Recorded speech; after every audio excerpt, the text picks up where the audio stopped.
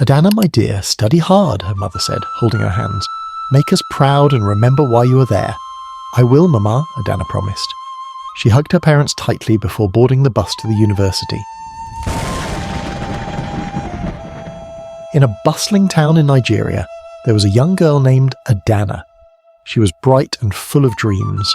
Her parents, Mr. and Mrs. Okeke, were very proud of her. They saved up all their money to send Adanna to the university.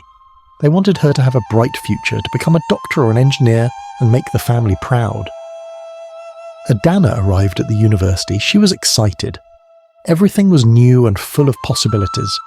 She quickly made friends with a group of lively students, Chika, Ngozi, and Uche. They showed her around and introduced her to the fun side of university life.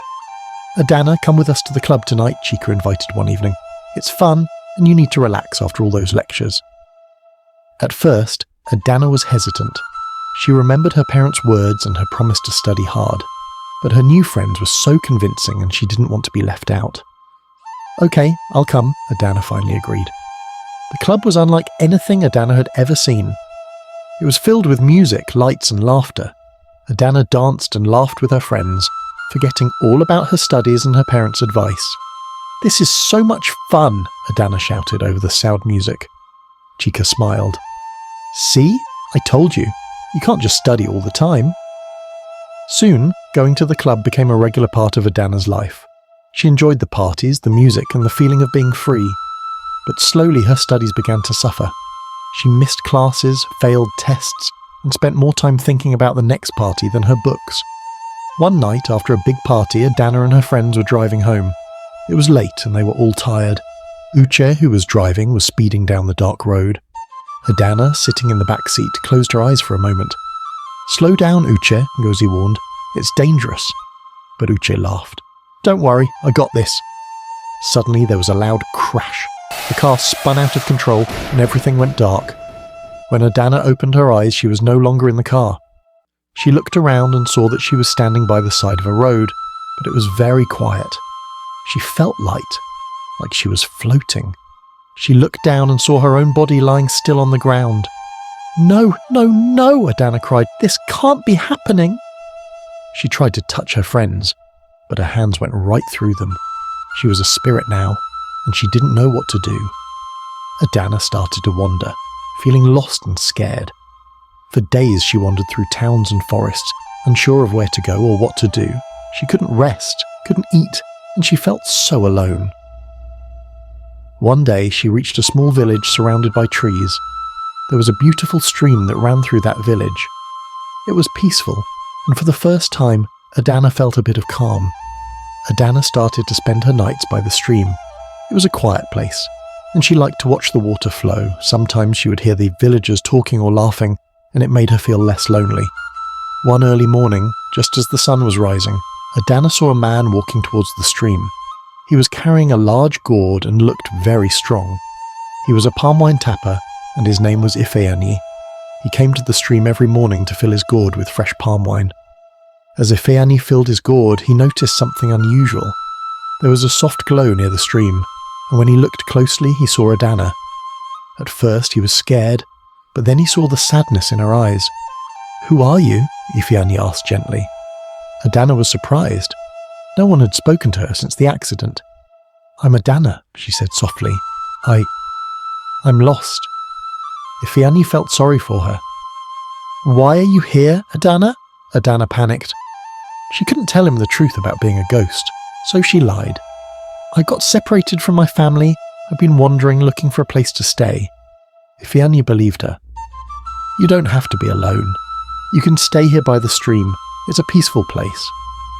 Adanna was grateful. She thanked Ifeanyi and decided to rest by the stream. Every morning, Ifeanyi would come to the stream to tap palm wine, and he would talk to Adanna. They became friends, and Adanna felt less lonely.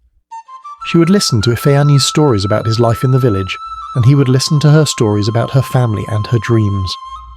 "Do you miss your family?" Ifeanyi asked one day. "Every day," Adanna said sadly. "I wish I could tell them I'm okay." Ifeanyi thought for a moment. "Maybe you can. Maybe there's a way for you to send them a message." Adanna's eyes brightened. "Really? How?" I don't know, Ifeanyi admitted, but we can try to find a way. They spent many days thinking of how Adanna could send a message to her parents. They tried writing letters, but the letters would disappear as soon as Adanna touched them. They tried sending messages through dreams, but Adanna couldn't control when and where she would appear. One night, as Adanna was resting by the stream, she felt a strange sensation. She felt a warmth in her heart, and she knew something was different. The next morning, when Ifeanyi came to the stream, he noticed that Adanna looked different. She seemed more solid, more real. "Adanna, you look different today," Ifeanyi said. "I feel different," Adanna replied. "I don't know what it is, but I feel alive." As days turned into weeks, Adanna noticed that she was changing. She could feel the warmth of the sun, the coolness of the stream, and even the gentle touch of the breeze. She was becoming more and more like a living person. One morning, Ifeanyi came to the stream and saw Adanna standing there, looking very real. "Adanna, you look like a real person now," he said, amazed. "I know," Adanna said. "I don't understand it, but I'm happy." Ifeanyi smiled. "Maybe this is a second chance for you." As time passed, Adanna and Ifeanyi grew closer. They spent their days together, talking and laughing.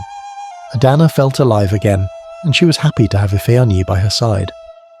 One evening, as the sun was setting, Ifeanyi took Adanna's hand. "Adanna, I care about you very much," he said softly. Adanna looked into Ifeanyi's eyes. "I care about you too, Ifeanyi." Their bond grew stronger, and soon Adanna realized she was expecting a baby. She was scared and confused. How is this possible, she wondered. Ifeanyi was surprised too, but he was also happy. "This is a miracle, Adanna. Our baby is a blessing." Adanna and Ifeanyi decided to prepare for their baby's arrival. They built a small hut near the stream where they could live together. The villagers noticed the changes in Ifeanyi and the presence of Adanna, but they were kind and welcoming. As the months passed, Adanna's belly grew, and she felt the baby move inside her. She was excited but also worried. She didn't know what the future would hold for her and her child. One night, Adanna had a dream.